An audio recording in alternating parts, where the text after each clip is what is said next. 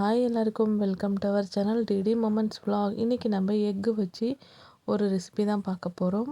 அதுக்கு ஒரு கடாய் வச்சுட்டு 2 எக்கு அதில் உடச்சி ஊற்றிக்கிறேன். ஆம்லேட் மாதிரி உடச்சி ஊற்றிக்கிட்டு கொஞ்சமாக சால்ட்டு சேர்த்துக்கிறேன். சால்ட்டு சேர்த்துட்டு கொஞ்சமாக மஞ்சத்தூள் ஆட் பண்ணிக்கிறேன். இது போல் மஞ்சத்தூள் ஆட் பண்ணிவிட்டு அதுக்கப்புறம் பெப்பரும் ஜீராவும் இடித்து நான் ஆட் பண்ணிக்கிறேன். இது போல் 1-2 இடித்து ஆட் பண்ணிக்கிறேன். அப்போ தான் அது நம்ம வாயில் கடி போடும்போது நல்லாயிருக்கும். இது போல் கலந்து விட்டு நல்லா பொடி பொடியாக ஆக்கி வச்சுக்கிறேன். நல்லா கலந்து விட்டுக்கோங்க. இது மாதிரி நல்லா ஃப்ரை பண்ணி எடுத்து வச்சுக்கிறேன். ஒரு பிளேட்டில் எடுத்து வச்சுக்கலாம். இதை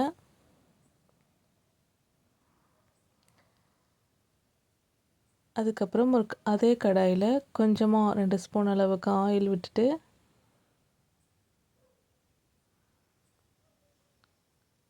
ஒரு ஸ்பூன் அளவுக்கு சோம்பு போட்டு தாளிதம் பொரிய விடுறேன். சோம்பு நல்லா பொரிஞ்சு வரட்டும். நல்லா கலந்து விட்டுக்கலாம். இதை மாதிரி செஞ்சு நீங்கள் தோசை, இட்லி, சப்பாத்தி, சாதத்துக்கு கூட வச்சு சாப்பிட்லாம். இப்போ சோம்பு நல்லா பொரிஞ்சு வந்ததும் சாப்பரில் மீடியம் சைஸ் ஆனியன் 2ம் ஒரு பச்சை மிளகாவும் சாப் பண்ணி அதை நான் அதில் சேர்த்து நல்லா வதக்கி விட்டுக்கிறேன். அதுக்கப்புறம் கொஞ்சமாக தக்காளி, ஒரு தக்காளியை பொடி பொடியாக நறுக்கி அதையும் சேர்த்து நல்லா வதங்க விடுறேன்.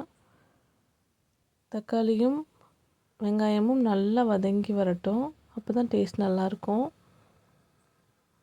சீக்கிரம் வதங்கி வரணும்னா நீங்கள் பொடி பொடியாக சாப் பண்ணி சேர்த்து வதக்குனிங்கன்னா சீக்கிரமாக வதங்கி வரும். இது போல் தக்காளி வெங்காயத்தையும் நல்லா கலந்து விட்டு வதக்கி எடுத்துக்கலாம். நல்லா வதங்கி வந்திருக்கு. இதில் நான் கொஞ்சமாக குழம்பு மிளகாய்த்தூள் சேர்த்துக்கிறேன். அதையும் சேர்த்து நல்லா வதக்கி விட்டுக்கிறேன்.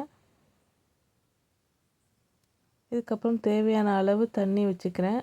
உங்களுக்கு எந்த அளவுக்கு வேணுமோ, திக்காக வேணும்னா கொஞ்சமாக தண்ணி வச்சுக்கோங்க. கொஞ்சம் நல்லா தண்ணியாக வேணும்னா நிறைய தண்ணி விட்டு நல்லா கலந்து விட்டுக்கோங்க. இன்றைக்கி நான் சாதத்துக்கு கூட சாப்பிட்ற மாதிரி தான் செஞ்சுருக்கேன். இதுக்கப்புறம் நல்லா கொதித்து வரட்டும். மீடியம் ஃப்ளேம்லேயே வச்சு நல்லா கொதிக்க வைக்கலாம். நான் இன்னும் கொஞ்சம் வாட்டர் ஊற்றி அட்ஜஸ்ட் பண்ணிக்கிறேன். ஒரு லிட்டு போட்டு க்ளோஸ் பண்ணி வச்சுக்கிறேன். இது போல்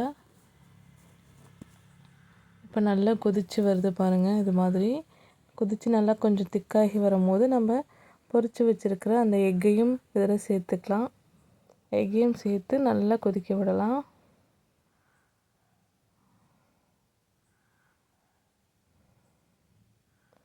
எக்கையும் சேர்த்து நல்லா கொதித்து வந்ததுக்கப்புறம் ஒரு கைப்பிடி அளவுக்கு கொத்தமல்லியும் புதினாவும் குட்டி குட்டியாக நறுக்கி நான் அதை சேர்த்துக்கிறேன். இது கொஞ்சம் நிறையவே சேர்த்துக்கோங்க. அப்போ தான் இந்த கிரேவி நல்லா டேஸ்டியாக இருக்கும்.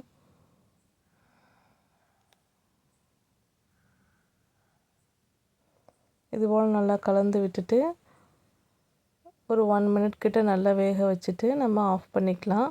நம்மளோட எக் கிரேவி நல்லா ரெடி ஆகிடுச்சு. இது போல் ஒரு டைம் செஞ்சு பாருங்கள். எப்படி இருந்ததுன்னு கமெண்ட்டில் சொல்லுங்கள். தேங்க்ஸ் ஃபார் வாட்சிங்.